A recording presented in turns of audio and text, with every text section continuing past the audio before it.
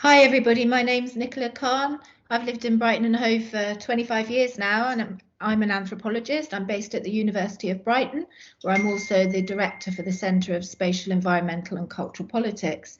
So I'm going to give a quick overview to you of the city's refugee and migrant communities so that we can reflect on the potential impacts of changing transport car use policy, particularly on those communities. So for a start, the city's led by the Green Party, which is fantastic, and which means that we're in a very positive position to introduce policies that can tackle climate change.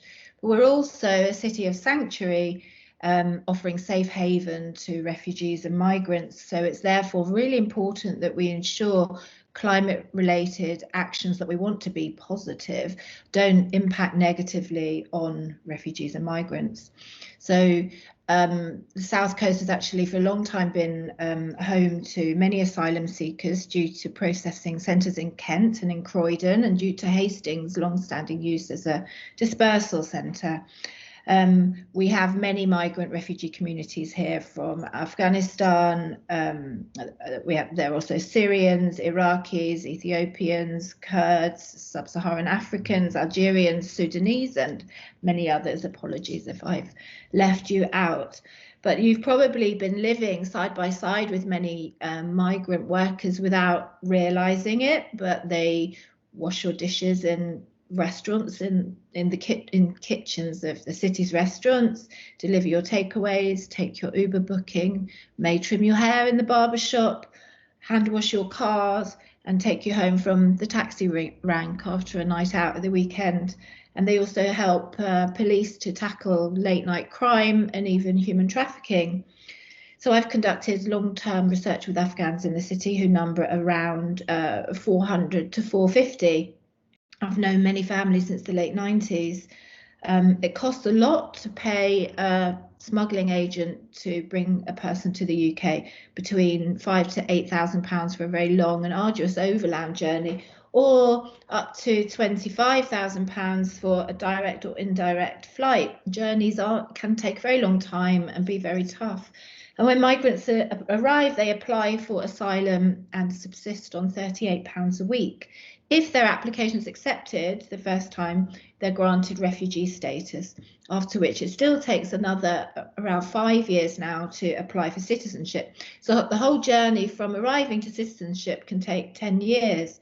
And most asylum seekers are young men who've come from countries who are affected by war and also poverty, very difficult economic situations. And they're in many cases sent by their parents and expected to work and to support families back home who can't also migrate. So until they have established incomes, many young men can't marry and also can't settle a spouse here until they're earning £18,000 a year. Some can't afford to do that, so they live here and support children back home. They can't afford to bring them. So it is a very long haul to settlement. And on the way, many work as drivers in the city. So transport then is the typical employment sector for migrants who may have little English or little education. And the journey from takeaway delivery driver, where many start off, to becoming a taxi driver or a taxi owner takes many years.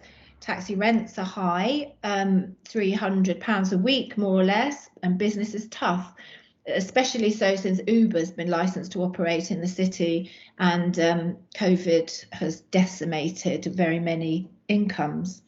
But driving networks are also social networks through which friendships, communities of support and cultural, leisure and sporting activities are organised. So if we restrict car use in the city, this could potentially have a very severe impact on refugees and migrants. So globally, we know that climate change, displacements, heat, extreme weather, floods and hurricanes firstly affect minority groups most severely in those countries. All along the global aridity line, connections have also been mapped between drought, water scarcity, scorching temperatures and military conflict.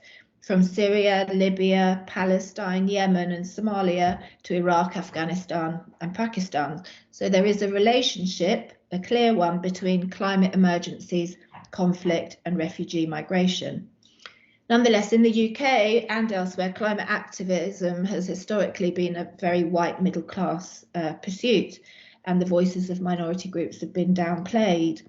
But in terms of climate and the air we breathe, air is fundamentally political, and it's an issue of climate and race politics, as we've seen recently in the slogan "I can't breathe," which became a rallying cry in the mass global protests that erupted after the death of George Floyd in the US in police custody.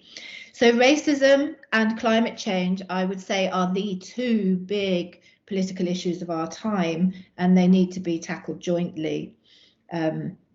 Climate justice is fundamentally an issue of racial justice, migrant rights and social justice. Thank you very much.